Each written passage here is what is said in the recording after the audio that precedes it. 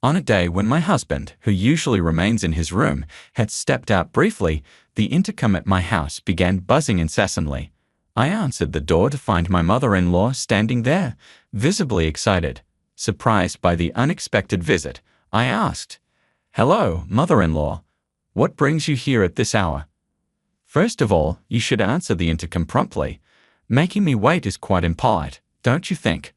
"I apologize. I was caught up with some work." "Work? It's hard to believe you're doing anything substantial from home. I suspect you're just lounging around, aren't you?" "That's not the case at all. I am genuinely busy with my work." "I don't want to hear any excuses. You live a comfortable life here every day, benefiting from my son's high salary, and I find it unfair.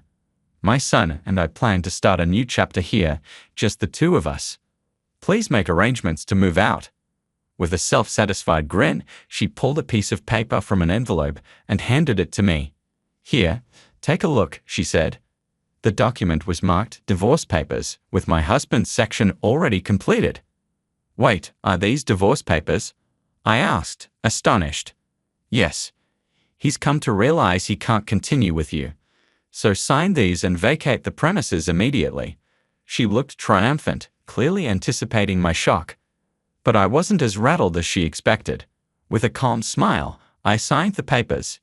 Internally, I found her misunderstanding amusing. She had no idea what was really going on. "My name is Nancy. I work from home as a freelance writer and editor, drawing on my past experience with a publishing company to sustain a steady income. During my time at the publishing company, late nights and weekend work were common, but the pay was excellent. Thanks to my salary, bonuses, and copyright-related rewards, I was able to save a significant amount. Despite the inherent instability of freelancing, I've been able to live comfortably. I met my husband, Dylan, while we were both employed at the publishing company. He was an aspiring writer with a passion that resonated with me, and my support for his dreams gradually blossomed into love. Our shared career ambitions made our early married life fulfilling. After we married, I transitioned for freelancing full-time, working from home. I had believed that my husband and his family understood and valued my career and income. However, over time, it became clear that they struggled to appreciate the nature of my work.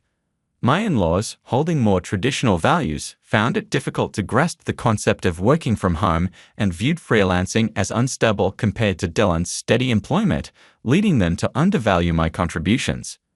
Dylan began bragging to his parents about his success as a renowned writer, which only intensified my in-laws' cold attitude towards me. Whenever we met, their sarcasm was evident. They'd remark, "Oh, it's Nancy, who never seems to work. What brings you here today? Looking for a job recommendation?" "Mother-in-law, if you're worried about our living expenses, I assure you I'm earning well, so there's no need for concern," I replied. "Really? You sound quite assured. Perhaps you should show more gratitude to Dylan. Without him, wouldn't you be in a tight spot?" My mother-in-law's traditional values shaped her perspective. In her era, women typically managed the household while men worked outside. Consequently, seeing me work from home, she likely assumed I was neglecting domestic duties. This situation highlighted the generational and cultural misunderstandings and challenges within our family. Mother-in-law, freelancing allows one to earn a good income without needing to go to an office. Thanks to technological advancements, we can work from virtually anywhere, and my job fits that model. However, my mother-in-law reacted with irritation, saying, "All you do is talk back. You're such an unpleasant daughter-in-law. It doesn't look right for a young woman to be spending all day at home on a computer." Lately, these exchanges had become increasingly frequent, and I was growing weary of them. I bit back my response, thinking, not this topic again. Internally, I knew I was the primary breadwinner and managed most of the housework, but I kept that to myself. Initially, her complaints were only voiced when Dylan wasn't around, but recently she had started expressing them more openly, especially during family dinners at her home. These gatherings felt more like critique sessions than family meals. Even though I was invited, there was always only food for Dylan, with no place set for me, which made the situation uncomfortable. Additionally, I suspected she was speaking ill of me to other relatives, as I caught unpleasant whispered comments. I was often caught off guard by her and my father-in-law's attitudes, and Dylan's silence only added to my frustration. Moreover, they saw Dylan as a successful author and frequently relied on him for financial support, often asking him to purchase things. This support was funded by my earnings, which started as a small amount but had recently escalated to nearly $2,000 a month for his parents. I decided to confront Dylan about his use of my earnings. "I want you to stop giving my money to your parents without asking me first," I said. His response was colder than I anticipated. "You're making money while relaxing at home, right? It's easy money. Why not let my parents benefit from it?" "Wait, Dylan, do you really think I'm just lounging around at home to earn my money?" I was taken aback by his words. It felt like the final straw. I felt betrayed, confused, and heartbroken. Despite the challenges with his parents and our differing backgrounds, I had believed Dylan was on my side, which gave me the strength to endure. His words shattered that reassurance. Dylan, whom I thought understood my efforts and feelings, had joined those who mocked me behind my back. I remembered our first date when he spoke passionately about his work, his dreams, and his values. His enthusiasm and sincerity had drawn me to him. But lately he seemed to have lost that drive, spending his days aimlessly, often absorbed in games. This new side of him was a stark contrast to the person I had fallen for. Games aren't inherently bad, but his obsession with them had led him to neglect his passion for writing, which both saddened and injured me. I began to question whether I could continue my future with Dylan. The more I thought about it, the more bleak my future with him appeared. Consequently, I decided to divorce him and secretly began searching for a new place to live. I looked online for apartments suited for singles and visited several properties, prioritizing those with a quiet environment and strong security. Eventually, I chose a place that met my needs. One day, while Dylan was out, he usually spent his time playing games in his room. My mother-in-law paid an unexpected visit. I answered the door in surprise, and without waiting for an invitation, she plopped down on the living room sofa and declared, "Nancy, you need to leave this place." "Why are you saying this all of a sudden?" I was too stunned to react immediately. "It's quite clear. You're not good at housekeeping, and despite Dylan's success as a popular author, you haven't improved. Most importantly, you're failing at your work. I've explained this to you before. It's a misunderstanding." I tried to clarify. But my mother-in-law cut me off with a placid smile. "I intend to move in here and support Dylan. Taking care of him will be far better than dealing with that troublesome old lady." "Are you referring to Dylan's grandmother?" "Yes, that's the one. Even though I've done so much for her, she's always finding fault and showing no gratitude. I'm fed up with it.